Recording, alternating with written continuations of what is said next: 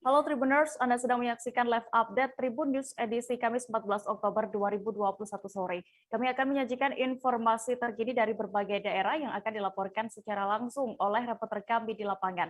Bersama saya Diamita, inilah live update selengkapnya. Kita menuju kabar pertama Tribuners, Bandara Internasional I Gusti Ngurah Rai Bali per hari ini Kamis 14 Oktober 2021 resmi dibuka kembali untuk melayani penerbangan internasional. Pemerintah melalui Satgas Penanganan COVID-19 pun juga telah mengeluarkan surat edaran nomor 20 tahun 2021 tentang protokol kesehatan perjalanan internasional pada masa pandemi coronavirus. Untuk mengetahui lebih detailnya, sudah bergabung bersama kami ada rekan wartawan dari Tribun Bali, Zainal Nur Arifin yang akan menyampaikan laporannya. Halo, rekan Zainal. Ya, terima kasih. Selamat sore rekan Dea di studio. Ya, Zainal. Dapat dilaporkan di sini. Anda, ya. Ya, dapat dilaporkan di sini bahwa saat ini saya sedang berada di Terminal Internasional Bandara I Gusti Ngurah Rai Bali, di mana saat ini tengah berlangsung konferensi pers dari Gubernur Bali dan stakeholder bandara untuk mengumumkan mengenai perkembangan situasi pasca pembukaan penerbangan internasional hari ini. Ya, bisa Anda gambarkan bagaimana situasi terkini Bandara Internasional I Gusti Ngurah Rai Bali setelah dibuka kembali untuk penerbangan internasional? Memang secara resmi sudah dibuka untuk penerbangan internasional mulai hari ini, namun tetapi belum ada maskapai atau airline yang terbang ke Bali maupun sebaliknya, sehingga di terminal internasional sendiri pun hanya standby jumlah petugas dari Angkasa Pura dan lainnya. Seperti itu. Zainal, lalu terkait regulasi pengajuan slot time penerbangan dan butuh berapa waktu lamanya hingga mendapatkan approval jadwal terbang? Ya, kalau untuk regulasi terkait slot time sendiri, didapatkan informasi bahwa maskapai harus mengajukan terlebih dahulu ke Kementerian Perhubungan, kemudian ke Angkasa Pura I, lalu ke Indonesian Airport Slot Management atau IASM, baru setelah itu semua disetujui, baru maskapai tersebut dapat melakukan penerbangan seperti itu. Dan kurun waktu yang dibutuhkan satu maskapai untuk mengajukan approval sendiri kurang lebih 7 sampai 14 hari. Sehingga didapatkan informasi bahwa kurang lebih baru akan datang penerbangan internasional di pekan depan. Jadi untuk 1 minggu sekarang ini belum ada dipastikan penerbangan internasional yang datang ke Bali maupun terbang dari Bali keluar Bali, seperti itu. Ya, baik. Tribuners, tadi juga rekan kami Zainal sudah berhasil mendapatkan keterangan dari Taufan Yudhistira selaku Stakeholder Relation Manager Angkasa Pura I, Bandara Udara Internasional I Gusti Ngurah Rai Bali. Berikut kami tampilkan selengkapnya. Seperti yang telah kami sampaikan sebelumnya, update terakhir merupakan telah keluarnya surat edaran dari Satuan Tugas Penanganan COVID-19 Nasional yang menyatakan bahwa Bali itu sudah menjadi pintu masuk WNA ke Indonesia. Bandara Igusti Ngurah Rai Bali itu termasuk salah satu pintu masuk. Tetapi memang hingga saat ini memang belum ada penerbangan, belum ada regulasi yang terkait yang mengatur penerbangan internasional belum ada. Seperti itu update terakhir. Slotnya juga belum ada yang mengajukan slot ya? Betul, sampai dengan saat ini belum ada yang mengajukan slot. Kembali lagi, kemungkinan teman-teman maskapai ini masih menunggu regulasi terkait penerbangan internasional tersebut. Itu dari Kemenhub? Ya, dari Kemenhub. Karena SE terakhir Kementerian Perhubungan adalah yang bisa melakukan penerbangan internasional baru 2. Yang satu adalah Bandara Soekarno-Hatta, kemudian yang kedua adalah Bandara Samratulangi Manado. Artinya dengan belum adanya Kemenhub itu, kalau bisa dibilang tanggal 14 ini belum jadi pembukaan untuk penerbangan internasional. Sebenarnya pembukaan sudah, kami sudah kan karena sudah secara regulasi dari Satgas, kami sudah Bandara Igusti Ngurah Rai itu sudah menjadi pintu masuk, jadi sudah menjadi istilahnya sudah open border, ya sudah. Kita beralih ke DKI Jakarta. Menjelang periode 4 tahun kepemimpinan Gubernur DKI Jakarta Anies Baswedan, satu persatu proyek infrastruktur konektivitas di Jakarta sudah dikerjakan. Salah satu proyek infrastruktur yang menelan anggaran cukup banyak adalah pembangunan underpass Senen Extension di kawasan Senen, Jakarta Pusat dengan total anggaran 121,1 miliar rupiah. Proyek ini mulai dibangun sejak Januari 2020 lalu dan mulai diuji cobakan pada November 2020. 1 tahun mulai dioperasikan, lantas seperti apa nasibnya kini? Dan terkait hal ini, informasi lengkapnya akan disampaikan oleh rekan jurnalis dari Tribun Jakarta, ada Pebi Adeliana yang kini sudah tersambung bersama kami. Halo, rekan Pebi. Halo, rekan Dea. Pebi, bisa Anda informasikan seperti apa informasi yang sudah Anda dapatkan? Baik, Dea. Satu persatu proyek infrastruktur konektivitas di Jakarta memang sudah dikerjakan di bawah kepemimpinan Gubernur DKI Jakarta Anies Baswedan. Nah, salah satu yang sempat menjadi sorotan adalah penataan kawasan Senen yang dilakukan pada awal tahun 2020 lalu dengan dibangunnya underpass Senen Extension dengan total anggaran 121,1 miliar rupiah. Nah, pengerjaan proyek underpass ini dilakukan melalui Dinas Bina Marga mulai dari Januari 2020 yang memang lokasinya sendiri ada di Simpang Senen menuju ke Jalan Raya Senen, Jakarta Pusat. Nah, pembangunan underpass ini memang ditujukan untuk mengurai kemacetan di sekitar lokasi serta mendukung kawasan Senen sebagai kawasan TOD atau Transit Oriented Development, begitu dia. Nah, selain itu pembangunan ini juga sekaligus untuk mendukung pergerakan bus Transjakarta yang memang melintasi rute tersebut dan mendukung Kementerian Perhubungan dalam menutup perlintasan kereta api dari arah Cempaka Putih ke arah Simpang Senen.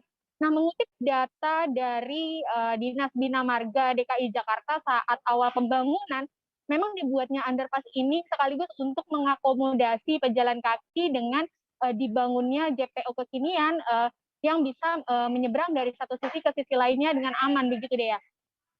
Ya, baik. Lalu bisa Anda gambarkan seperti apa fasilitas di sana, mengingat underpass ini ya menelan cukup banyak biaya yang hingga ratusan juta rupiah tadi. Oke, baik. Bisa saya sampaikan bahwa underpass ini dibangun dengan menelan biaya 121,1 miliar rupiah, begitu dia. Nah, kalau kita kembali tentang fasilitas underpass Senen Extension yang dibangun pada 2020 ini, memang underpass ini dibangun sepanjang total 675 meter dengan konsep tropis estetik, begitu. Di mana underpass tersebut dibuat asri dengan adanya aksen pot bunga atau planter box warna-warni dengan dinding penutup yang dibuat dari ACP motif Betawi, begitu. Nah, konstruksi utamanya underpass ini juga dibuat dengan weekend pile dan di bawah kolong lintas bawahnya itu dibuat tata cahaya yang artistik dengan pemasangan lampu yang dapat berubah warna, begitu. Nah, kalau kita bicara dengan kondisinya sendiri, memang saat ini kondisinya tersebut masih berfungsi dengan cukup baik. Namun memang untuk pencahayaannya sendiri saya masih belum bisa pastikan karena saat saya melakukan liputan masih dalam kondisi siang hari dan belum terlihat cahaya lampu yang menyala, begitu deh. Nah, pembangunan ini juga sekaligus dilakukan dengan dibangunnya jembatan penyeberangan orang yang berdesain artistik, begitu. Selain dibuat modern, JPO ini juga dibuat ramah disabilitas dan dilengkapi dengan fasilitas berupa CCTV dan juga lift di dalamnya. Nah, untuk JPO yang ada di kawasan Pasar Senen ini dibuat modern dengan corak tut piano, begitu. Nah, sementara untuk JPO Atrium dibuat dengan corak Betawi. Nah, saat saya melakukan liputan hari ini deh ya, kita menelisik lagi nih seperti apa sih nasibnya di 1 tahun beroperasinya kawasan Senen usai ditata ulang ini. Memang untuk JPO tersebut keduanya juga sama-sama masih berfungsi dengan baik, begitu, di mana untuk JPO Pasar Senen masih memiliki fasilitas yang cukup baik seperti lift yang masih berfungsi serta AC, begitu, pada bagian dalam lift yang masih berfungsi cukup baik. Namun untuk JPO di Atrium tadi saya juga sudah melihat bahwa kondisi liftnya tidak bisa digunakan, begitu deh ya. Ya, Lalu setelah hampir 1 tahun ini ya, underpass ini sudah dioperasikan. Apakah ini menurut pantauan Anda sudah cukup efektif menangani kemacetan di kawasan Subang Senen? Ya memang kalau saya bicara pantauan saya hari ini begitu, kawasan Simpang Senen sendiri terpantau cukup lancar dan tidak terlihat adanya kemacetan begitu. Menurut wawancara saya kepada sejumlah warga pun juga memang beberapa warga menilai bahwa hadirnya underpass di Simpang Senen ini memang cukup membantu para pengendara yang melintas sehingga tak perlu lagi melewati simpang lampu merah Senen. Begitupun juga dengan pembangunan JPO artistik yang ada di kawasan ini. Nah, tadi saya juga sempat mewawancarai salah satu pengamat perkotaan begitu. Menurut mengutip pernyataan dari pengamat perkotaan Yayat Supriyatna, memang pembangunan infrastruktur ini dinilai cukup baik untuk menjadikan kota Jakarta sebagai kota yang ramah warga dan ramah pejalan kaki begitu dia. Akan tetapi menurutnya hal ini tidak dibarengi dengan pemanfaatan yang maksimal. Jadi meskipun infrastrukturnya sudah dibangun dengan cukup baik oleh pemerintah daerah dengan sedemikian rupa, namun masih banyak warga Jakarta yang dinilai kurang tertarik atau mungkin masih enggan untuk berjalan kaki. Nah, hal ini yang kemudian dinilai menjadi PR besar atau menjadi pertanyaan besar bagi pemerintah daerah khususnya dalam kembali membangkitkan semangat warga Jakarta untuk menggunakan transportasi umum dan berjalan kaki begitu deh ya. Ya, baik, terima kasih rekan jurnalis dari Tribun Jakarta, Febi Adeliana untuk laporannya. Selamat kembali bertugas. Kita beralih ke informasi berikutnya. Partai Demokrat kubu Agus Harimurti Yudhoyono atau AHY menghadirkan 2 saksi fakta dalam sidang lanjutan gugatan yang dilayangkan oleh Partai Demokrat kubu KSP Muldoko.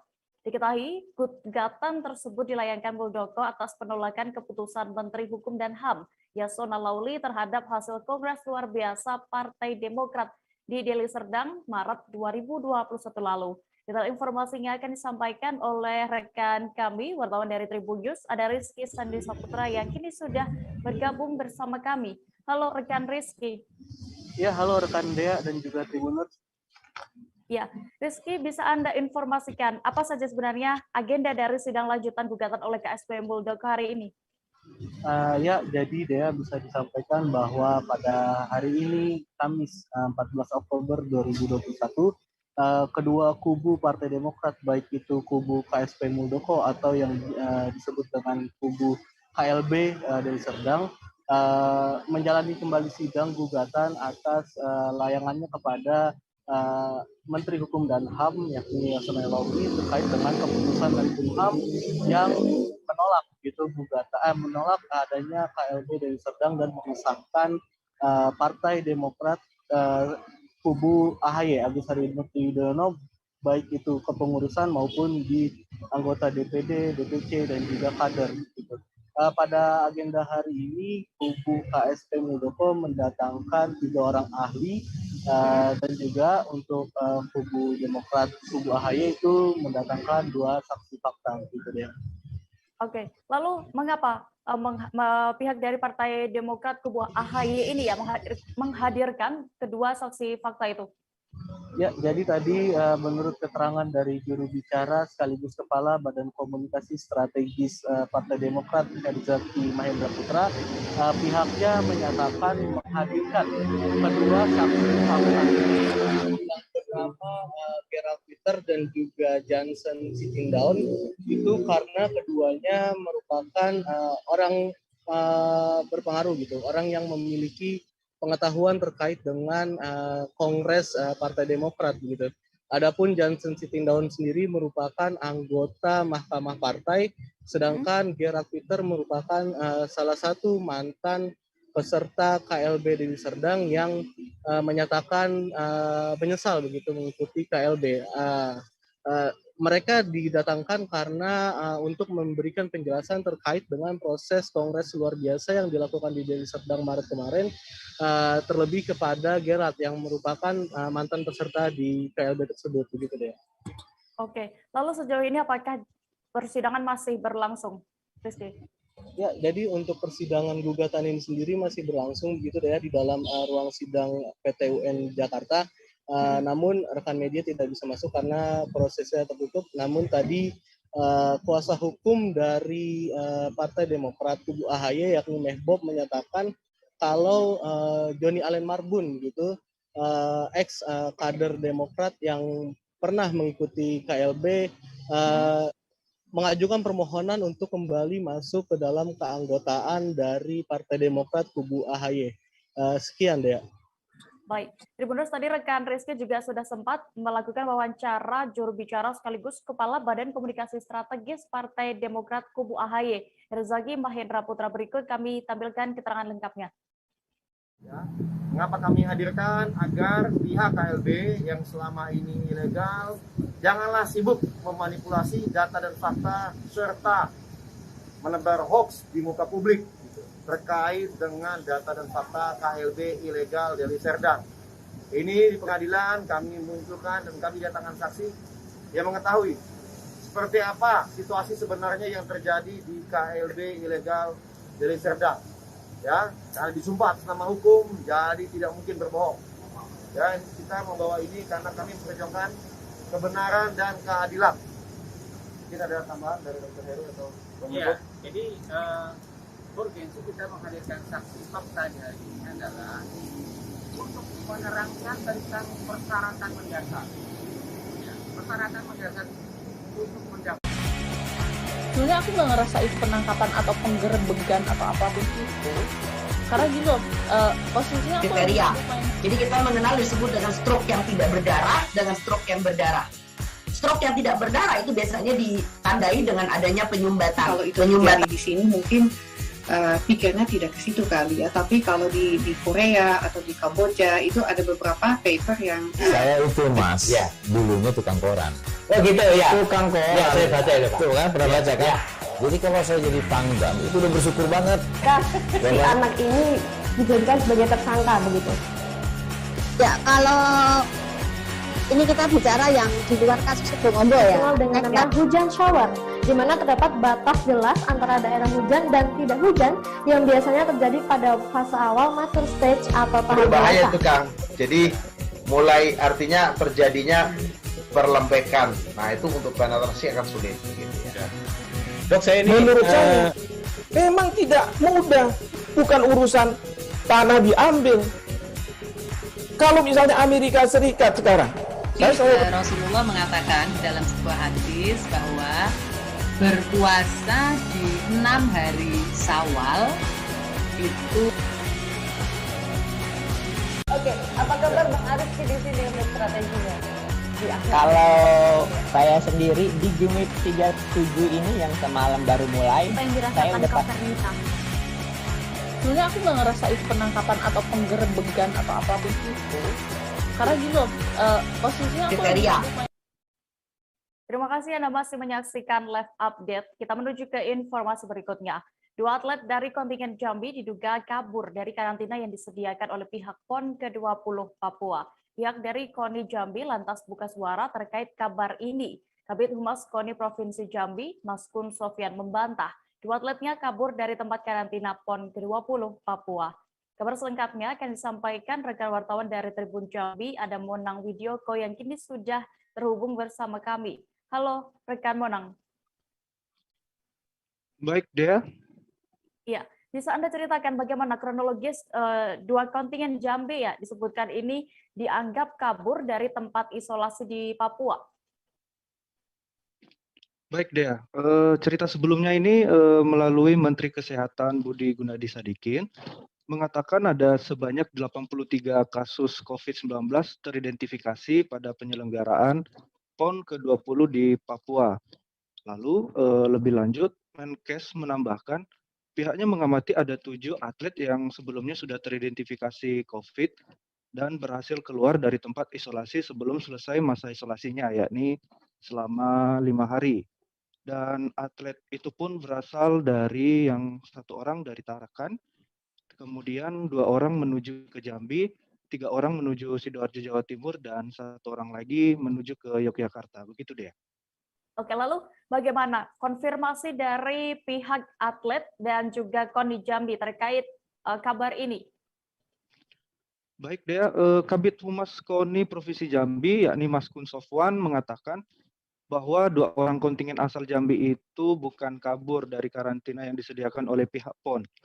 Hal ini sudah dikonfirmasi dengan adanya video klarifikasi dari keduanya, yakni Kopli sebagai ofisial cabur sepatu roda, kemudian M. Raffi Akbar sebagai atlet sepatu rodanya. Begitu, Dea. Oke, lalu bagaimana terkait cerita dari para kontingen sepatu roda sendiri? Dari video klarifikasi tersebut, Kopli dan Raffi terjadwalkan tiket pulang pada tanggal 5 Oktober 2021. Sebelum pulang, keduanya ikut tes PCR pada tanggal 4 Oktober di mes sepatu roda Asrama Buper, Kota Jayapura. Kemudian pada tanggal 5 Oktober hasil PCR belum keluar. Lantaran belum keluar, keduanya diarahkan untuk tes antigen di Bandara Jayapura Sentani dengan hasil negatif. Kemudian akhirnya terbang ke Jakarta, dan di Jakarta pun tidak dilakukan tes kembali dan langsung bertolak ke Jambi pada pukul 12.45 waktu Indonesia Barat. Sampai di Jambi pun pada pukul 14 WIB keluar hasil tes PCR dari Papua dengan keterangan di Peduli Lindungi positif. Kemudian di Jambi keduanya langsung diarahkan untuk isolasi ke isoter LPMP di Tranepura, Kota Jambi, yang kemudian keduanya melaksanakan isolasi terpadu di LPMP dari tanggal 7 Oktober sampai saat ini. Begitu, Dea. Baik, Tribuners tadi juga rekan Monang sudah berhasil mewawancarai manajer sepatu roda PON ke-20 Papua dan juga ada M. Raffi Akbar selaku atlet sepatu roda PON ke-20 Papua. Saya bersama atlet saya bernama M. Raffi Akbar. Kami berdua bukan melarikan diri dari karantina di Papua seperti yang diberitakan pada media-media. Kami melakukan swab PCR pada tanggal 4 Oktober 2021 pukul 08.00 waktu Indonesia Timur di asrama tempat kami menginap, yaitu IAIN Fathul Muluk, yang didatangi petugas PCR. Karena jadwal tiket pulang kami menuju Jakarta itu tanggal 5 pukul 10.05 waktu Indonesia Timur. Keesokan harinya pada tanggal 5 Oktober 2021 kami menuju Bandara Sentani dan menunggu hasil swab PCR pada aplikasi Peduli Lindungi. Karena waktu semakin dekat pada jadwal penerbangan, akhirnya kami diarahkan untuk melaksanakan swab antigen. Alhamdulillah semua dengan hasil negatif dan terbang ke Jakarta. Pada tanggal 7 Oktober 2021, saya bersama atlet saya menuju tempat isolasi terpadu di LPMP Jambi. Saat ini kami sudah 8 hari di sini dalam kondisi sehat dan baik-baik saja. Kita beralih ke Provinsi Sulawesi Selatan, Tribuners. Belasan wanita yang masih di bawah umur di Kota Rantepau, Kabupaten Toraja Utara, diamankan petugas Satpol PP. Mereka diamankan lantaran diduga terlibat prostitusi. Setelah diamankan, belasan anak di bawah umur ini kemudian dibawa ke kantor Satpol PP Toraja Utara untuk menjalani pemeriksaan lebih lanjut. Selengkapnya akan disampaikan rekan jurnalis kami dari Tribun Timur, ada Tommy Paseru yang kini sudah terhubung bersama kami. Halo rekan Tommy. Ya, halo rekan Dea. Rekan Tommy, bisa Anda informasikan bagaimana awal mula diketahuinya dugaan prostitusi yang melibatkan anak-anak di bawah umur ini? Dibongkarnya dugaan prostitusi yang melibatkan anak di bawah umur ini, awalnya petugas Satpol PP mendapat laporan dari sejumlah masyarakat, sehingga petugas Satpol PP mendatangi atau menggerebek sejumlah indekos atau kamar kos di Kota Rantepau, Kabupaten Toraja Utara. Alhasil dalam penggerebekan tersebut, belasan wanita yang masih di bawah umur diamankan oleh petugas yang diduga mereka inilah yang terlibat dalam prostitusi tersebut. Ya. Oke, Lalu setelah diamankan, mereka ini bagaimana tindak lanjut terhadap belasan anak di bawah umur itu? Tommy. Ya, setelah diamankan belasan wanita di bawah umur ini kemudian dibawa oleh petugas Satpol PP ke Dinas Sosial, di mana untuk selanjutnya mereka akan dibawa ke Kota Makassar, Sulawesi Selatan untuk menjalani rehabilitasi. Seperti itu, Dea. Tommy, setelah dugaan prostitusi yang diduga melibatkan anak di bawah umur ini ya, apakah sudah ada upaya yang dilakukan pemerintah setempat? Iya, pagi tadi Dea, kami juga telah pemerintah Kabupaten Toraja Utara dan sejumlah Forkopimda telah menggelar rapat, di mana poin-poin dalam rapat itu menyatakan bahwa pihak Satpol PP akan terus mendalami dugaan prostitusi yang melibatkan anak di bawah umur ini, di mana akan mencari pihak yang mempekerjakan anak di bawah umur ini. Nah, terkait itu, Bupati Toraja Utara menegaskan juga akan terus intens melakukan pemeriksaan khususnya di Indekos, ya khususnya yang berada di Kota Rantepo yang merupakan ibu kota Toraja Utara. Ya. Ya, baik. Tribuners, berikut kami tampilkan hasil wawancara Tommy bersama pelaksana tugas Kepala Satpol PP Toraja Utara, Rianto Yusuf. Kegiatan yang kami lakukan dalam hal ini penertiban rumah-rumah kos karena ada laporan dari masyarakat tentang kegiatan yang dilakukan oleh sekelompok wanita di bawah umur yang kami dapatkan seperti yang kita lihat hari ini. Nah, kegiatan ini menurut laporan masyarakat bahwa ada di situ prostitusi terselubung, sehingga kami menindaklanjuti dan sekarang ada di kantor Satpol PP Kabupaten Toraja Utara ini ada beberapa wanita di bawah umur dan kami sudah koordinasi dengan Dinas Sosial Kabupaten Toraja Utara untuk mengambil langkah-langkah selanjutnya dalam melakukan pembinaan, yaitu koordinasi dengan. Informasi berikutnya datang dari Jawa Timur. Tribuners, Dinas Kesehatan Kabupaten Malang menganalisa jika wilayahnya sedang membutuhkan penambahan jumlah fasilitas pusat kesehatan masyarakat alias puskesmas. Kepala Dinas Kesehatan Kabupaten Malang, Dr. Gigi Arbani Muktiwibowo, menerangkan wilayah kecamatan yang memiliki lebih dari 15 desa harusnya dilakukan penambahan puskesmas. Informasi lengkapnya akan disampaikan oleh rekan wartawan dari Surya Malang, ada Erwin Wijaksono, yang kini sudah tersambung bersama kami. Halo rekan Erwin. Halo rekan Dea. Ya, rekan Erwin, berdasarkan informasi yang sudah Anda himpun, apa sebenarnya urgensi penambahan jumlah puskesmas di Kabupaten Malang ini? Ya, baik, terima kasih.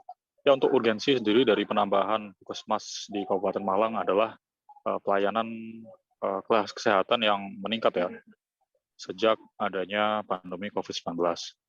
Alhasil dari indikator dan penyebab tersebut membuat Dinas Kesehatan Kabupaten Malang mengusulkan adanya penambahan puskesmas di wilayah Kabupaten Malang. Sejauh ini Kabupaten Malang sendiri memiliki 39 puskesmas ya, dengan fasilitas rawat inap. Namun jumlah tersebut masih belum ideal karena menurut analisa dari Dr. Gigi Arbani, idealnya puskesmas di Kabupaten Malang itu harusnya bersumber 130 dengan dengan artian bahwasanya kecamatan-kecamatan yang memiliki desa lebih dari 16 itu harusnya memiliki 1 sampai 5 puskesmas seperti itu. Begitu rekan Dia. Oke, lalu bagaimana realisasi nantinya terkait wacana penambahan puskesmas ini? Ya, berdasarkan informasi yang kami dapatkan terbaru, bahwasanya usulan dari penambahan tersebut masih hanya sebatas wacana ya, belum pada tahapan pembahasan resmi di tingkat tataran legislatif maupun eksekutif seperti itu, sehingga belum juga diketahui pula kapan realisasi dari penambahan puskesmas di Kabupaten Malang sendiri. Begitu deh. Ya, baik. Tribuners, tadi juga rekan Erwin sudah berhasil mendapatkan keterangan mewawancarai Kadinkes Kabupaten Malang. Berikut kami tampilkan keterangan lengkapnya. Sehingga kami memikirkan itu perlu ada suatu penambahan puskesmas utamanya di kecamatan-kecamatan yang desa yang diampuni ada lebih dari 15 desa. Jadi ada mungkin 4 sampai 5 puskesmas nanti secara bertahap sampai dengan tahun 2024. Sampai dengan tahun 2024. Terus kemudian juga untuk pelayanan rujukan atau pelayanan rujukan itu rumah sakit Ngantang itu mudah-mudahan tahun 2000 insya Allah ya, kalau tidak ada halangan 2022 akan segera kami launching. Terus kemudian di antara sampai 2024 paling enggak kita harus bisa mempunyai 4 rumah sakit lagi, satu lagi nanti di wilayah Tumpang Poncokusumo, karena di sana untuk mendukung wisata Bromo Tengger Semeru dibutuhkan fasilitas pelayanan kesehatan yang lebih representatif, karena paling enggak apabila kita tidak mengharapkan sih pada saat orang berwisata ada kejadian yang tidak kita inginkan, tapi kita harus selalu menjaga jangan sampai ada apabila terjadi kejadian yang tidak kita inginkan, kita sudah siap. Kami masih akan kembali selesai jeda berikut. Tribuners, tetaplah di live update. Oke, apa kabar Bang Aris di sini untuk strateginya? Kalau saya sendiri di Jumit 37 ini yang semalam baru mulai, saya udah sebenarnya aku nggak ngerasa itu penangkapan atau penggerebegan atau apapun itu, karena gini loh, posisinya aku kriteria. Jadi kita mengenal disebut dengan stroke yang tidak berdarah dengan stroke yang berdarah. Stroke yang tidak berdarah itu biasanya ditandai dengan adanya penyumbatan. Kalau itu terjadi di sini mungkin pikirnya tidak ke situ kali ya, tapi kalau di Korea atau di Kamboja itu ada beberapa paper yang saya itu mas, ya dulunya tukang koran. Oh gitu ya, tukang koran. Ya, saya baca itu Pak. Tuh kan pernah baca kan? Jadi kalau saya jadi pangdam itu udah bersyukur banget. Si anak ini dijadikan sebagai tersangka begitu. Ya, kalau ini kita bicara yang di luar kasus Bongombo ya. Dengan nama hujan shower, di mana terdapat batas jelas antara daerah hujan dan tidak hujan yang biasanya terjadi pada fase awal mature stage atau tahap berbahaya dewasa. itu Kang. Jadi mulai artinya terjadinya perlembekan. Nah itu untuk penetrasi akan sulit. Gitu ya. Dok, saya ini menurut saya memang tidak mudah, bukan urusan tanah diambil. Kalau misalnya Amerika Serikat sekarang, Rasulullah mengatakan dalam sebuah hadis bahwa berpuasa di 6 hari Syawal itu. Oke, apa kabar Bang Aris? Kembali di live update, kita beralih ke kabar berikutnya. Atlet DKI Jakarta yang mengikuti PON 2020 di Papua menjalani karantina di Hotel Grand Cempaka Bisnis, Kecamatan Cempaka Putih, Jakarta Pusat. Beberapa atlet sudah terpantau mendatangi hotel hari ini, Kamis 14 Oktober 2021. Ratusan kamar sudah disiapkan oleh pihak hotel dengan sejumlah fasilitasnya. Detail informasinya akan disampaikan langsung oleh rekan wartawan kami dari Warta Kota, ada Miftahul Munir, yang kini sudah bergabung bersama kami. Halo rekan Munir. Halo rekan Dea. Ya, bisa Anda informasikan berdasarkan pantauan Anda tadi ya, berapa atlet yang datang karantina di sana? Baik, untuk pagi tadi atlet DKI yang bertanding di Papua 2020 sudah kembali ke Jakarta. Nah tadi pagi yang mendatangi ruang karantina di Hotel Grand Cempaka Bisnis ada sekira 56 orang. Kemudian pada siang tadi juga dikabarkan bakal masuk 150 atlet lainnya yang menjalani karantina di Hotel Grand Cempaka Bisnis. Begitu rekan Dea. Oke, lalu ada berapa total jumlah kamar yang disediakan untuk para atlet ini? Para atlet ini bakal mengisi sekira 200 kamar yang disediakan oleh pihak Hotel Grand Cempaka Bisnis. Masing-masing atlet mengisi 2 orang. Satu kamar itu ada 2 orang, kemudian ada yang 1 orang. Begitu rekan Dea. Oke, fasilitas apa saja yang disediakan di sana, Munir? Untuk fasilitas yang disediakan yaitu dari pihak hotel hanya menyatakan memberikan makanan itu berupa yang box dan yang disediakan dari pihak hotel. Namun secara fasilitas lainnya tidak disebutkan secara rinci oleh pihak hotel. Demikian rekan ya. Oke, lalu berdasarkan informasi yang sudah Anda dapatkan, kapan rencananya semua atlet akan menjalani karantina di sana?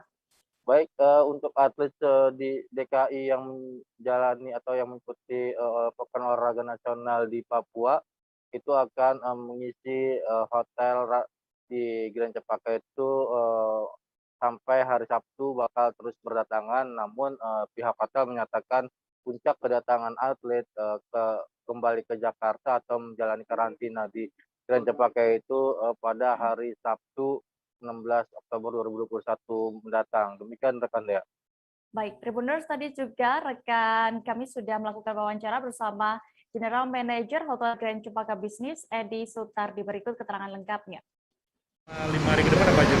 5 hari ke depan ya biasa seperti prokes-prokes tempat lain, memang ya ada keterbatasan ruang gerak memang untuk menjaga situasi biar tetap kondusif dan landai, tidak ada peningkatan kasus atas event ini, seperti itu sih ya. Fasilitas ya mereka dapat makan 3 kali sehari, lunch, breakfast. Tetap kita masih memainkan prosedur kesehatan, jadi penyediaan melalui box. On box kita siapkan di setiap depan kamar gitu. Berapa kamar Pak yang disiapkan Pak? Yang disiapkan kita ada 200 kamar. 200 kamar, insya Allah kita upayakan memberikan kenyamanan yang terbaik buat teman-teman para pejuang olahraga perwakilan Provinsi DKI. Saya kira itu. Satu kamar nanti ada berapa atlet Pak? Satu kamar rencananya 2, cuman untuk ada beberapa tim official mungkin yang perlu keleluasaan mungkin ada yang terisi 1. Intinya Grand Cepaka Business memberikan sebuah kenyamanan lah, apapun yang mereka ini kita upayakan ciptakan situasinya seperti itu. Kan kasihan mereka sudah berjuang di sana, kita coba memberikan terbaik. Termasuk juga makanannya, dari suatu sisi kualitas makanan menjadi prioritas kami untuk diberikan kepada para atlet ini. Kalau gelombang kedatangan Pak sampai kapan Pak ya? Gelombang kedatangan kalau on schedule itu kurang lebih sampai hari Sabtu ya. Hari Sabtu itu hampir tertinggi kedatangannya kalau menurut informasi dari pihak terkaitnya. Seperti Kita menuju Sumatera Barat, Tribuners. Pelaksanaan vaksinasi di atas kapal KRI Bontang dengan nomor lambung 907 di kawasan Pelabuhan Teluk Bayur, Kota Padang dilaksanakan. Masyarakat yang datang dijemput menggunakan kendaraan ke lokasi penyuntikan vaksinasi. Pemberian vaksin ini pun berlangsung di atas kapal KRI Bontang 907. Untuk mengetahui lebih detailnya sudah bergabung bersama kami ada rekan wartawan dari Tribun Padang, Rezi Aswar, dengan informasi lengkapnya untuk Anda. Halo Rezi. Iya, Dea. Bisa dijelaskan kegiatan vaksinasi yang diadakan di kapal ini bagaimana? Iya, pada hari ini masyarakat Kota Padang mengikuti vaksinasi di atas kapal KRI Bontang dengan nomor lambung 907 yang saat ini berlabuh di kawasan Teluk Bayur, Kota Padang, Sumatera Barat. Di mana kapal ini datang pada hari kemarin dan untuk dijadwalkan untuk atau membantu pemerintah daerah dalam percepatan vaksinasi yang ada di Kota Padang pada hari ini. Dan pada hari ini telah dilaksanakan vaksinasi dengan dibantu oleh prajurit dari Lantamal 2 Padang, di mana menjemput masyarakat untuk dibawa ke lokasi Teluk Bayur untuk dilakukan penyuntikan dan selanjutnya diantar kembali. Begitu dia.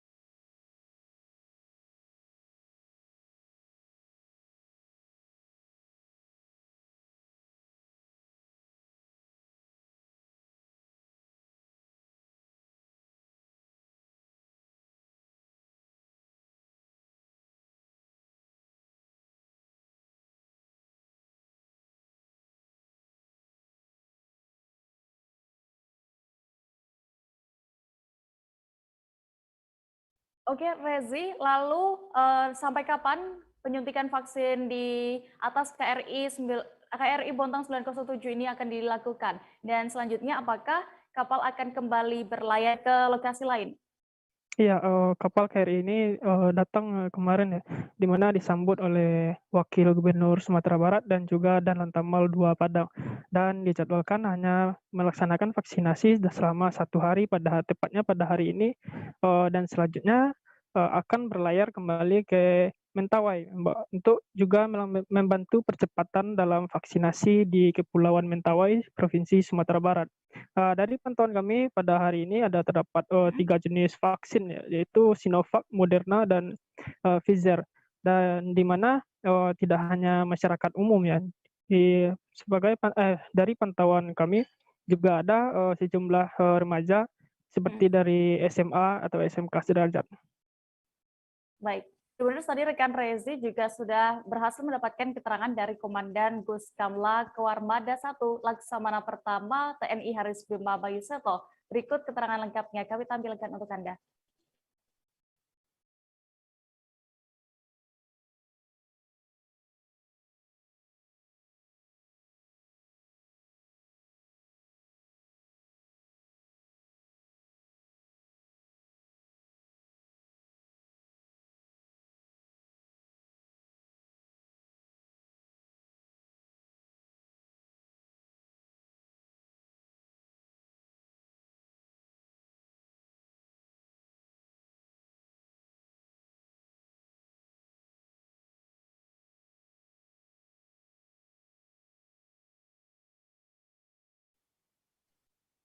Vaksinasi massal digelar di Kelurahan Purwosari Metro, Lampung pada hari ini Kamis 14 Oktober 2021.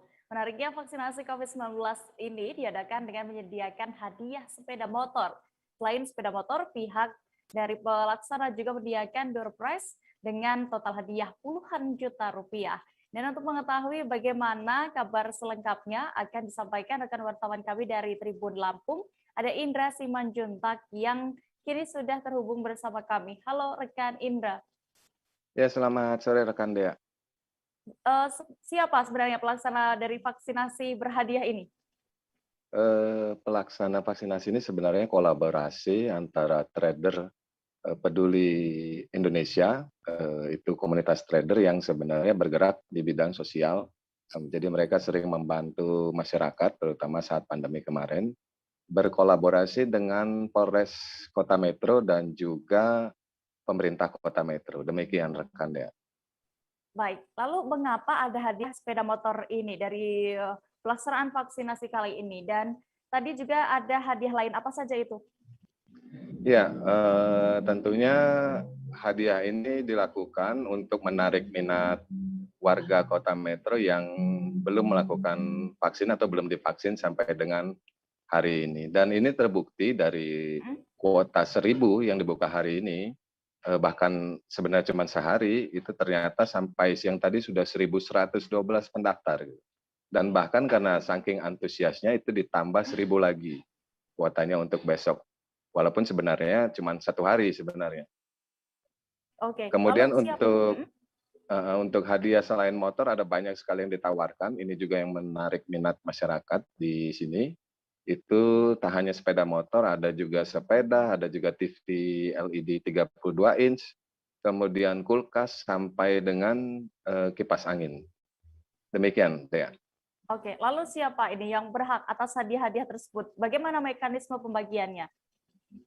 Nah, yang berhak adalah masyarakat umum atau warga yang ikut vaksinasi selain dari warga yang berstatus PNS, TNI, Polri, ataupun anggota dari trader Peduli Indonesia itu sendiri. Jadi sangat fair, sehingga sampai siang tadi sangat banyak menarik minat warga untuk berbondong-bondong ke Purwoasri melakukan vaksinasi dan pendaftaran. Demikian rekan Dea. Oke, Tribuners, tadi juga rekan Indra sudah mewawancarai langsung Ketua Dewan Pimpinan Pusat TPI Diki Kusuma Wardana. Berikut kami tampilkan selengkapnya. Dan kita akan menambahkan door prize supaya masyarakat semua bisa kebagian. Untuk pengundian door prize nanti seperti apa Bang mekanismenya? Pengundian door prize besok kita laksanakan sore atau selesai dari penyuntikan ini di sore hari, itu secara live streaming di Facebooknya Trader Peduli Indonesia. Jika ada yang terlewat apakah akan hangus atau seperti apa Bang? Tidak ada hangus karena memang kita tidak boleh berkumpul, jadi kalaupun ada peserta yang rumahnya tidak hadir, nanti tetap kita anterin door prize-nya. Tetap di calling ya Bang ya? Tetap di calling, dan untuk Trader Peduli Indonesia, PNS, Paguyuban Purwoasri Bersatu, itu kita tidak akan mengundi nomor-nomor dari peserta, dari anggota-anggota kami. Oke Bang, tadi kan di sini juga banyak jajanan yang udah dibayarin sama trader untuk nunggu peserta vaksin ya Bang ya? Itu ada berapa jajanan sih Bang yang disediakan Bang tadi? Alhamdulillah kurang lebih 10 ya. 10 gerobak yang kita borong, itu fungsinya sebenarnya supaya peserta vaksin yang lapar tidak kelaparan, yang haus tidak kehausan. Sambil menunggu gitu Sambil ya Bang? menunggu bisa langsung ambil, itu kita borong semua secara gratis, bisa ambil siapa aja. Kalau untuk besok Bang gimana Bang itu? Insya Allah besok ditambahkan, kalau informasi dari Ibu Kapolres, yaitu 1.000 lagi. Insya Allah mudah-mudahan terpenuhi, dan tujuan utama kita adalah supaya Metro bisa bebas dari corona. Seorang tenaga kerja wanita asal Kabupaten Polewali Mandar, Sulawesi Barat ditahan di Malaysia. Ia juga terancam dieksekusi mati di Malaysia karena kedapatan membawa narkoba sebanyak 1 kg. TKW tersebut bernama Sapeami, warga desa Landi dan Nusuan, Kecamatan Mapili, Kabupaten Polman. Informasi lengkapnya akan disampaikan oleh rekan kami dari Tribun Sulbar. Ada Hasan yang kini sudah tersambung bersama kami untuk menyampaikan laporan lengkapnya. Halo rekan Hasan. Iya. Halo. Bagaimana kronologi lengkap sehingga TKW asal Polman ini ditangkap, Hasan? Ya, halo. Ya, halo. Halo, Hasan bisa mendengar kami? Ya, bisa diulang, Mbak. Ya. Oke, Hasan, bagaimana kronologi lengkapnya sehingga TKW asal Polman ini ditangkap oleh aparat di Malaysia?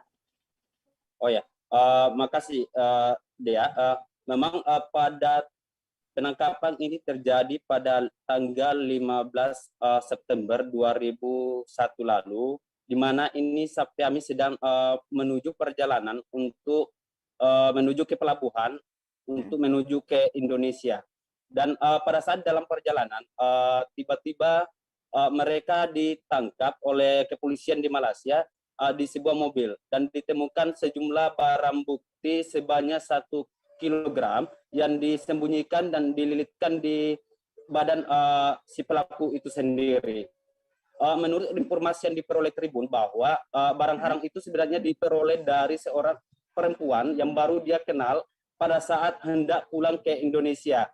Dan saat ini perempuan tersebut juga sudah diamankan di kepolisian Malaysia. Begitu dia. Oke, selain Sapeami ini apakah ada TKW dari Indonesia yang lain yang juga ditangkap? Ya, betul sekali dia.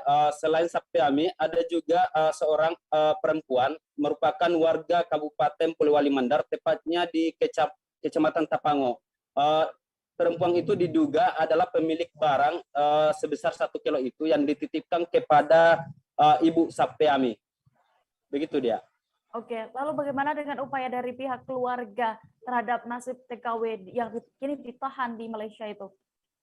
Oh ya, untuk sejauh ini pihak keluarga telah menemui pihak Dinas Tenaga Kerja dan pihak Badan Perlindungan Pekerja Migran Indonesia Perwakilan Kabupaten Polewali Mandar untuk meminta bantuan bagaimana pemerintah bisa membantu memfasilitasi agar anaknya tersebut atau keluarganya ini bernama Sapeami diberikan keringanan hukuman di Malaysia. Baik, Tribuners, tadi juga rekan kami sudah melakukan wawancara bersama Kepala Dinas Ketran Polman Abdul Salam dan juga keluarga dari TKW yang kini ditahan di Malaysia. Ada Hairia, berikut keterangan lengkapnya kami tampilkan. Ya, seperti kalau kita lihat mau dimanfaatkan, mudah-mudahan ini bisa membantu meringankan kalau dia bukan dari jaringan kan. Cuma biasanya sulit sekali yang seperti ini, tapi kita berupaya insya Allah. Jadi Terus mungkin ada himbauan Pak terhadap TKW kita yang lain atau calon-calon TKW ini? Ya tetap itu sosialisasi nanti tidak akan ini kan menyampaikan hal-hal seperti ini. Walaupun setelah itu disampaikan ke masyarakat bahaya yang seperti yang dilakukan ini, kenapa dimanfaatkan? Jadi, terutama yang TKI yang melalui jalur-jalur tidak resmi, karena mereka pasti dengan berbagai cara memanfaatkan orang-orang yang berangkat secara ilegal. Kalau harapan kami sebagai keluarga ya mudah-mudahan ada keringanan. Kalau memang betul cuma dimanfaatkan, mudah-mudahan ada keringanan hukum dan bisa secepatnya dibebaskan. Terus kabarnya ini yang Mani TV barang sudah sering ya mengantar bolak-balik ke sini. Ceritanya itu yang Mani katanya, kan kita juga tidak tahu info yang realnya, cuman info-info dari sana melalui via WA saja katanya sudah 5 kali mengantar ini orang Tapango. Kita beralih ke Kalimantan Timur, Tribuners. Dinas Pendidikan dan Kebudayaan Bontang kembali mengeluarkan rekomendasi pembelajaran tatap muka atau PTM bagi 26 sekolah di Kota Bontang. Kepala Bagian Pendidikan Dasar Disdikbud Saparudin mengatakan, kini total yang diperbolehkan menggelar PTM terbatas di sana sebanyak 41 sekolah. Sebelumnya di kloter pertama diketahui Disdikbud telah memberikan rekomendasi ke 15 sekolah untuk PTM. Selengkapnya akan disampaikan rekan jurnalis kami dari Tribun Kaltim, ada Ismail Usman yang kini sudah terhubung bersama kami. Halo rekan Ismail. Halo, Dea. Bagaimana untuk pengawasan prokes selama PTM terbatas di sekolah di sana, Ismail? Ya, kalau untuk pengawasan prokes sendiri ada beberapa petugas tim Satgas yang dibentuk di dalam lingkup sekolah, satuan sekolah. Di antaranya ada dari pihak Dinas Kesehatan sendiri yang mengawasi prokes dan beberapa siswa yang melakukan kerumunan, dan juga ada melibatkan dari pihak komite sekolah yang dari utusan dari Dinas Pendidikan Kota Bontang. Oke, Ismail, lalu bagaimana dengan hasil evaluasi selama pelaksanaan PTM sejauh ini? Dan juga diketahui kan ditambah lagi ya sekolah yang bisa melakukan PTM ini. Ya, sebelumnya saya informasikan dulu di kloter pertama ada 15 sekolah yang menggelar PTM pada bulan lalu, dan sekarang ada tambahan lagi 26 sekolah yang diberikan rekomendasi sekolah untuk menggelar PTM. Pemberian rekomendasi 26 sekolah ini berdasarkan dari hasil evaluasi yang ditemukan di lapangan bahwa kondisi pelaksanaan PTM selama kloter pertama dalam sebulan terakhir dianggap aman dan tidak ada kendala, dan seluruh pemeriksaan siswa juga tidak ditemukan ada siswa yang positif. Lalu jika nanti ditemukan ada siswa yang positif COVID-19, bagaimana tindak lanjut yang dilakukan di Disdikbud Bontang? Dari komitmen Disdikbud Bontang, jika ada salah satu siswa dari sekolah tersebut yang ditemukan positif COVID, maka secara langsung surat rekomendasi pelaksanaan PTM dari sekolah tersebut langsung dicabut dan tidak diperbolehkan menggelar PTM.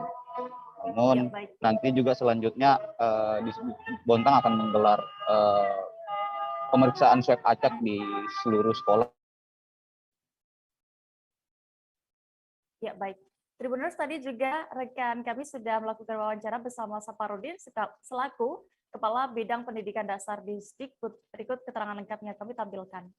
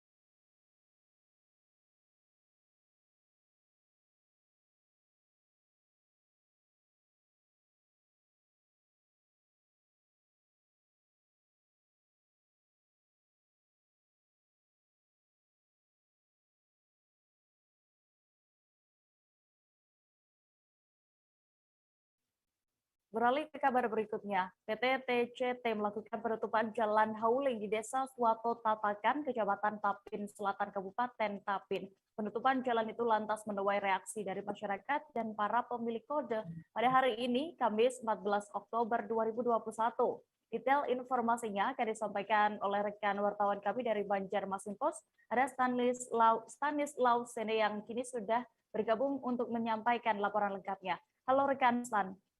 Halo rekan Dea. Berdasarkan pantauan Anda tadi, bagaimana bisa Anda gambarkan situasi aksi penutupan jalan hauling di Desa Suwato Tatakan, Kecamatan Tapin Selatan, Kabupaten Tapin? Oke rekan Dea dan juga Tribuners, dapat saya sampaikan situasi terkini atas aksi dari PT TCT yang melakukan penutupan jalan hauling yang ada di Desa Suwato Tatakan, Kecamatan Tapin Selatan, Kabupaten Tapin ini memang dilakukan kemarin, tapi pada pantauan kami hari ini situasi sudah kembali normal karena dari pihak kepolisian antara Polda Kalsel dan juga di backup oleh Polres Tapin melakukan pengamanan situasi yang ada di jalan hauling di Desa Suwato Tatakan. Oke, masa dari mana saja yang melakukan aksi tersebut? Masa yang melakukan aksi selain masyarakat di sekitar dan juga ada pemilik kode atau pemilik unit, pemilik mobil tambang yang bekerja sama dengan PT Antang Gunung Meratus. Jadi dapat saya informasikan problem yang terjadi itu sebetulnya masalah antara PT Antang Gunung Meratus bersama dengan PT TCT. Tapi karena kedua belah pihak ini saling mengklaim tentang kepemilikan lahan atau kepemilikan tanah, sehingga kemudian PT TCT mengambil alih lahan tersebut dengan mengatakan mengklaim bahwa itu miliknya, sehingga menuai reaksi dari masyarakat yang bekerja sama dengan PT Antang Gunung Meratus. Seperti itu. Oke. Bagaimana tadi, apakah ada aparat kepolisian yang turun ke lokasi untuk mengamankan situasi tempat itu? Untuk pengamanan memang langsung ditangani oleh pihak Polda Kalsel, dalam hal ini Pam Ovid yang melakukan pengamanan bersama dengan pihak kepolisian Polres Kabupaten Tapin. Oke, rekan Stan, lalu apakah sudah ada upaya mediasi terkait persoalan ini dan jika sudah ada bagaimana hasilnya? Persoalan ini sebetulnya berlangsung dari tahun 2010 lalu. Tetapi dari kedua belah pihak ini belum ada kesepakatan sampai puncaknya kemarin penutupan akses jalan tersebut. Sehingga pihak kepolisian baik dari Polda maupun Polres sudah melakukan negosiasi untuk melaksanakan mediasi antara kedua belah pihak, tetapi tidak ada jalan keluar atau tidak menemukan titik temu. Sehingga pada sore hari sekitar pukul 5 sore itu sudah kembali masyarakat turun ke jalan hauling tersebut untuk membuka paksa akses jalan yang ditutup oleh PT TCT di Tapin. Baik, Tribuners, tadi juga rekan Stan sudah mendapatkan keterangan dari Kanit 2 Subdit 2 Serpam Opfit Polda Kalsel Kompol Rohim S. Berikut kami tampilkan liputan lengkapnya. Bahwa lahan ini sama-sama kita pakai sampai dengan batas waktu yang tidak ditentukan selama masih batu bara ini masih jalan. Ya, batu bara ini masih jalan berarti dari pihak TCT sama dari pihak Antang sama-sama menggunakan jalan ini tanpa ada apa-apa, jadi saling menggunakan. Selama ini kan berjalan lancar aja. Kaitannya sama kejadian yang ini tadi karena kita mengambil langkah-langkah persuasif segala macam mulai pagi juga nggak ada titik temu. Sore tadi ada warga gitu loh, kita juga nggak tahu warga itu dari mana datang. Warga itu bahwa karena rata-rata pegawainya mungkin ya sopir-sopir tronton yang ada itu kan hampir semuanya orang sini, orang rantau sini. Dia cuma cari makan aja, akhirnya dia dihalangi. Nah, warga daripada warga nanti berbuat yang yang berbuat yang tidak kita inginkan, makanya kita cepat ke sana. Kita mengamankan si yang Pak Sopo tadi namanya? Pak Markus tadi bukan kita membela Atang, bukan ya. Ini rekan-rekan harus dipahami, bukan kita membela, mengamankan dia supaya dia tidak jadi amukan warga. Kalau dia jadi amukan warga, kita yang disalahin. Apa tugasnya Pak Polisi, apa tugasnya pengamanan? Kok ada orang diserang warga, nggak ada yang membantu, makanya. Kami masih akan kembali dengan informasi menarik lainnya. Tribuners, tetaplah di Live Update. Oke, apa kabar Bang Arif di sini untuk strateginya? Kalau saya sendiri di Game Week 37 ini yang semalam baru mulai, saya udah sebenarnya aku nggak ngerasa itu penangkapan atau penggerebegan atau apapun itu. Karena gini loh, posisinya aku kriteria. Jadi kita mengenal disebut dengan stroke yang tidak berdarah dengan stroke yang berdarah.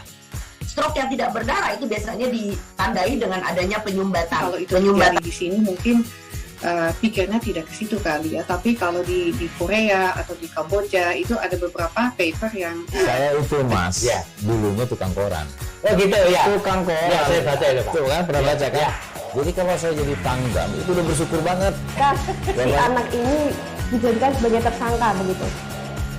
Ya, kalau ini kita bicara yang di luar kasus Sebong Ombo ya. Dengan nama hujan shower, di mana terdapat batas jelas antara daerah hujan dan tidak hujan yang biasanya terjadi pada fase awal mature stage atau tahap berbahaya dewasa. itu Kang. Jadi mulai artinya terjadinya perlembekan. Nah itu untuk penetrasi akan sulit. Gitu ya. Dok, saya ini menurut saya memang tidak mudah, bukan urusan tanah diambil. Kalau misalnya Amerika Serikat sekarang, Rasulullah mengatakan dalam sebuah hadis bahwa berpuasa di 6 hari Syawal itu. Oke, apa kabar Bang Arif di sini untuk strateginya?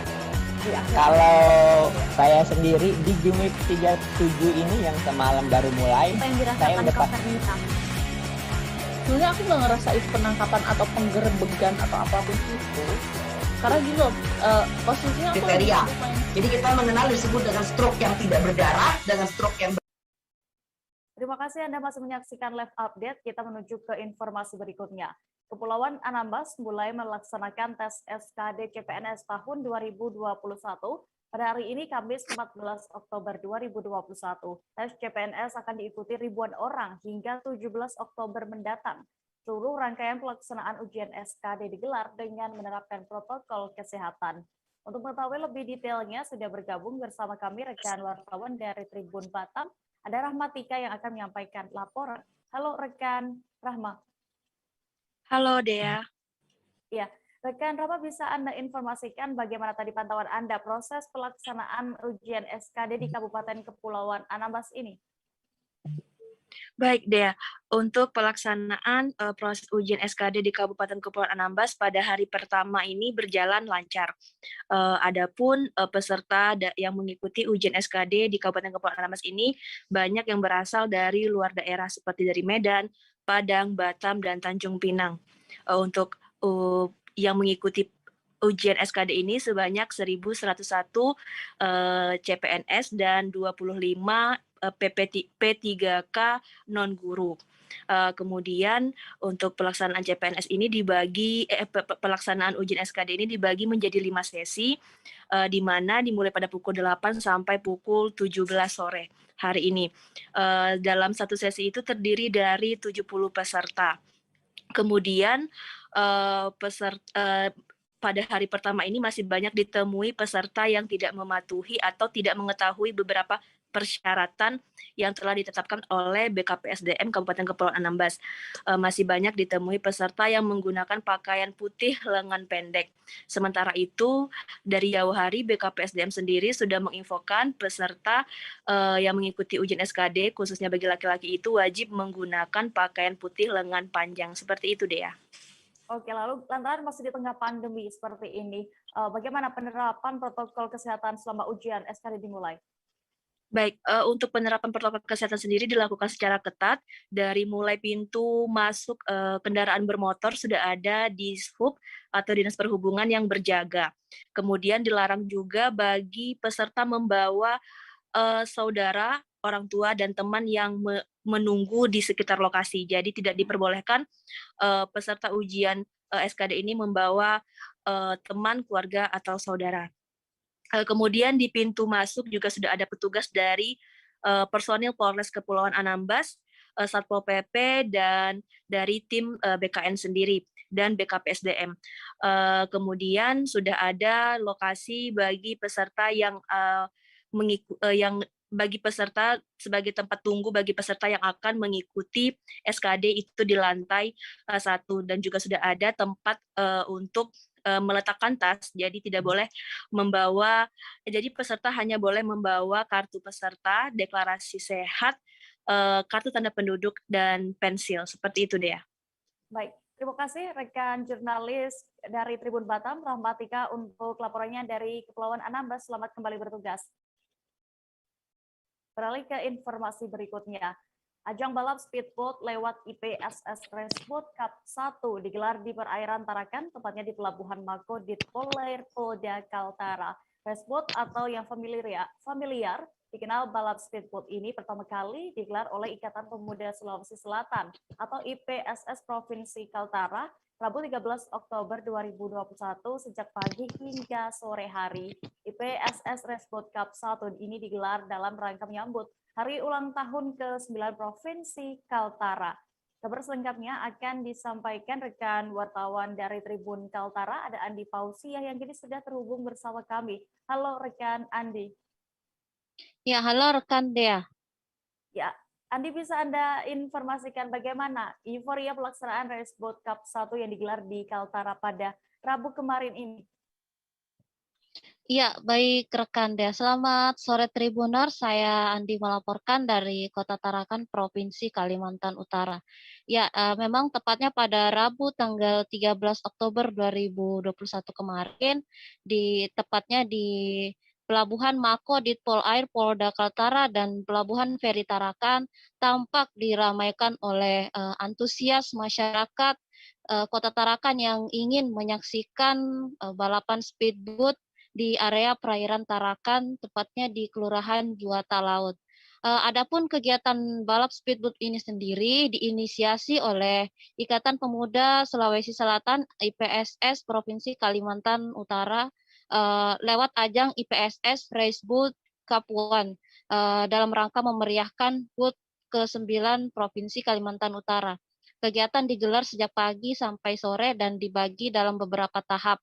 Untuk diketahui, dikatakan Hasbudi, Ketua IPSS Provinsi Kaltara, kegiatan ini memang pertama kalinya dilakukan oleh IPSS dan sudah 2 tahun kegiatan balap speedboat sudah tidak pernah dilaksanakan. Sebelumnya pernah dilaksanakan di masa kepemimpinan Kapolda Kaltara Pak Brigjen Indrajit.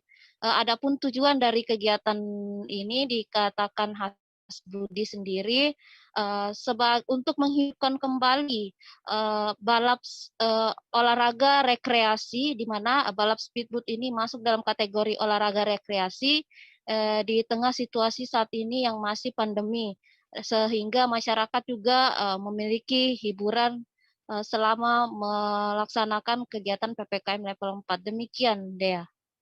Oke, Andi, lalu siapa saja yang mengikuti kegiatan Raceboat Cup 1 dan apa saja hadiah utamanya? Ya, baik rekan Dea. Ya, dikatakan Hasbudi, Ketua IPSS Provinsi Kalimantan Utara, total ada 69 peserta yang mengikuti kegiatan ini. Bahkan pesertanya sendiri juga ada yang berasal dari luar Kaltara, seperti berasal dari Balikpapan, kemudian berasal dari Kalimantan Selatan yang ikut bergabung dalam ajang balap speedboat ini. Rata-rata sendiri peserta berasal dari kalangan masyarakat umum, ada di antara mereka berprofesi sebagai petambak, motoris, dan penyedia alat transportasi laut.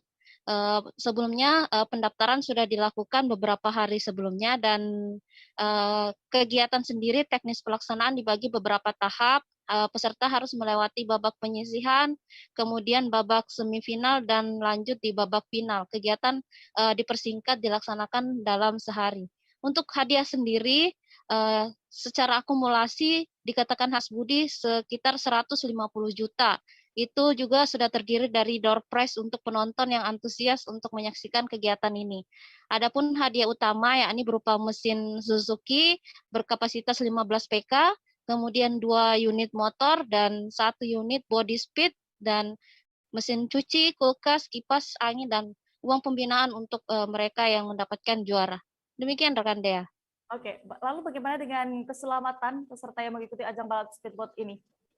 Ya, dikatakan Hasbudi, jauh hari sebelum kegiatan sudah ada persiapan juga kerjasama dengan berbagai instansi, salah satunya dari TNI Polri, kemudian Basarnas, dan juga PMI. Dan pantauan kami di lokasi juga memang mereka semua sudah standby di area laut, mengantisipasi jika terjadi hal-hal yang tidak diinginkan. Kemudian juga dikatakan Hasbudi, pihaknya juga panitia melibatkan BPJS Ketenagakerjaan dalam hal jaminan asuransi kecelakaan jika misal terjadi kecelakaan, dan peserta diwajibkan didaftarkan di dalam asuransi BPJS. Juga peserta diwajibkan menggunakan pelampung dan helm untuk menghindari dampak yang bisa saja terjadi pada saat pelaksanaan ajang raceboat Cup 1. Demikian Dea. Baik, berikut Tribuners kami tampilkan hasil wawancara rekan Andi bersama Hasbudi selaku Ketua IPSS Kaltara. Ini diikuti oleh berapa peserta nih Bang? Diikuti oleh 69 peserta, bahkan ada peserta kita dari luar Kalimantan Utara yang ikut berpartisipasi dalam kegiatan ini. Dari mana? Dari Balikpapan, saya dapat info juga ada dari Kalimantan Selatan. Jadi ada beberapa tim dari luar Provinsi Kalimantan Utara. Ini karena salah satu daya tarik itu karena hadiahnya besar itu atau tidak, jadi pertama itu memang ada hadiah, tapi ini balapan speed ini termasuk olahraga rekreasi ya. Jadi masyarakat Tarakan ini khususnya dengan situasi seperti ini tidak ada kegiatan hiburan. Jadi dengan kita buat kegiatan seperti ini, antusias masyarakat tentang pelaksanaan acara ini sangat dapat respon positif. Rata pesertanya dari mana aja tuh? Yang untuk ditarakan dari kalangan apa? Petambak mungkin apa? Semua kalangan. Semua kalangan dari ya. Petambak, terus memang yang menyewakan alat transportasi laut, jadi semua kalangan. Pelatih Persebaya Surabaya Aji Santoso menilai calon lawannya di laga pertama seri 2 Liga 1 2021 Persipura Jayapura memiliki karakter pemain kuat meski saat ini ditinggal beberapa pemain senior seperti Bo Solosa. Untuk itu, Aji berharap pemainnya memiliki mentalitas kuat karena faktor ini dinilai berperan besar ikut menentukan hasil pertandingan ke depannya. Selengkapnya akan disampaikan rekan jurnalis Surya, ada Hairul Amin yang kini sudah terhubung bersama kami untuk melaporkan informasinya. Halo rekan Amin. Halo rekan Ja. Iya, ya. Amin, bisa Anda informasikan bagaimana berdasarkan pantauan Anda dan juga informasi yang sudah Anda himpun persiapan Persebaya sejauh ini untuk menatap ya seri 2 Liga 1 2021 dan bagaimana targetnya juga? Baik, terima kasih. Persebaya Surabaya menargetkan bangkit di satu kali ini. Berbagai persiapan sudah dilakukan termasuk menghadapi laga pertama berhadapan dengan Persipura Jayapura lusa besok. Aji menilai Persipura Jayapura sebagai tim yang tidak bisa dianggap remeh termasuk memiliki karakter. Satu di antaranya, Aji sudah menyiapkan pemain agar lebih memiliki mental kuat di laga pada lusa besok. Selain itu, Aji menyebut persiapan yang dilakukan sejauh ini cukup baik meskipun 4 pemain sejauh ini masih bergabung dengan Timnas Indonesia, namun dengan satu catatan, Rahmat Irianto diizinkan oleh Timnas untuk membela Persebaya Surabaya menghadapi Persipura dalam satu laga. Kemudian sebagai bagian persiapan, Persebaya sudah bertolak ke Yogyakarta hari ini dengan membawa semua pemainnya termasuk 4 pemain yang sedang pemulihan dari cedera, Arif Satria, Ali Sesai, Koko Ari Araya, dan lainnya. Seperti itu. Opsi ini diambil oleh Aji Santoso sebagai antisipasi karena 4 pemain tetap akan bergabung dengan timnas U23, yaitu Hernando Ari, Rizky Ridho, Marcelino Ferdinand, dan Rahmat Irianto nanti setelah menghadapi Persipura akan kembali bergabung dengan timnas Indonesia. Seperti itu. Oke, Amin. Lalu bagaimana dengan persiapan yang Persebaya hadapi Persipura ini, menilai kekuatan calon lawan tadi ya dan antisipasinya? Baik. Pelatih Persebaya Surabaya Aji Santoso menilai Persipura merupakan tim yang tetap memiliki karakter meskipun beberapa pemain senior yang ada di dalamnya hengkang dari klub ini. Satu di antara antisipasi yang disampaikan Aji adalah kualitas pemain dari Persipura Jayapura. Untuk itu Aji sudah menginstruksikan secara khusus pada pemainnya agar tidak memberi ruang terlalu terbuka pada laga yang akan berjalan besok lusa. Seperti itu. Baik, terima kasih Amin. Dan tadi juga Tribuners, rekan kami sudah melakukan wawancara bersama pelatih Persebaya Surabaya, Aji Santoso. Berikut kami tampilkan keterangan lengkapnya. Gimana latihan hari ini, Coach? Latihan hari ini kami mengulangi latihan kemarin, persiapan untuk pertandingan melawan Persipura di seri kedua pertandingan pertama. Semua pemain dalam kondisi baik, saya lihat juga kondisi fisik juga lebih kuat. Ya, mudah-mudahan nanti di seri kedua anak-anak di dalam 5 pertandingan paling tidak kita meraih hasil yang maksimal, yang signifikan. Bagaimana menurut Coach kekuatan Persipura? Ya, Persipura juga banyak dihuni dengan pemain-pemain muda, karakter bermainnya juga tidak berubah meskipun banyak pemain yang sudah ada di Persipura seperti Buah Salosa, tetapi karakter bermainnya masih cukup kuat. Ini yang harus kita antisipasi. Saya sampaikan kepada pemain bahwa di dalam pertandingan itu yang paling menentukan salah satunya juga mentalitas pemain. Untuk itu saya kepingin seluruh pemain dalam kondisi mentalitas yang siap untuk pertandingan seri kedua nanti. Apa yang paling diantisipasi dari Persipura? Ya, mereka banyak pemain-pemain yang memiliki individu yang bagus. Untuk itu kita tidak boleh memberi ruang yang terlalu lebar kepada pemain Persipura siapapun itu. Detik-detik pemilihan Ketua Badan Eksekutif Mahasiswa atau BEM Universitas Sulawesi Tenggara berakhir ricuh. Kericuhan terjadi lantaran puluhan mahasiswa protes tak bisa menyalurkan hak pilihnya pada pemilihan Ketua BEM tersebut. Sehingga puluhan mahasiswa Unsul Ultra pun meminta penundaan pemilihan Ketua BEM yang berlangsung pada Rabu 13 Oktober 2021 kemarin. Dan Tribuners, informasi lengkapnya akan disampaikan oleh rekan kami dari Tribun News Ultra, ada Husni Hussein yang saat ini sudah tersambung bersama kami. Halo rekan Husni. Ya, halo rekan Dea. Oke, bisa Anda informasikan lebih detailnya apa sebenarnya yang menjadikan puluhan mahasiswa ini memprotes? Ya, baik Dea, dapat saya kabarkan bahwa memang kemarin telah terjadi aksi ricuh di Universitas Sulawesi Tenggara saat pemilihan Ketua BEM, Ketua Badan Eksekutif Mahasiswa Universitas Sulawesi Tenggara.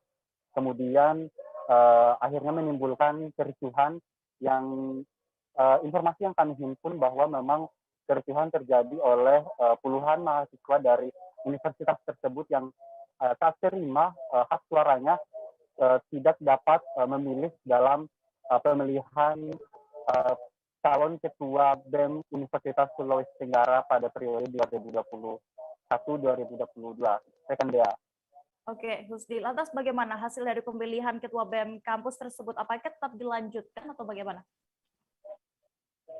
Ya, selesai kerusuhan terjadi kemudian pihak kampus dari Unsulta kemudian bersama puluhan mahasiswa yang menggelar aksi tersebut menandatangani persetujuan untuk pemindahan pelaksanaan pemilihan Ketua BEM Unsultra. Kemudian seusai penandatanganan tersebut, namun hingga saat ini dia dapat saya laporkan juga kami tadi sempat menghubungi pihak Unsultra dan dari pihak Unsultra sendiri mengabarkan bahwa hingga saat ini pelaksanaannya ditunda dengan waktu yang belum ditentukan.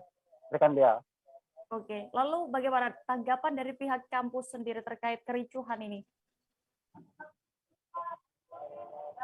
Ya Dea, memang usai kericuhan terjadi, kami sempat bertemu dengan pihak kampus dan pihak panitia pelaksanaan pemilihan ketua Badan Eksekutif Mahasiswa Universitas Sulawesi Tenggara.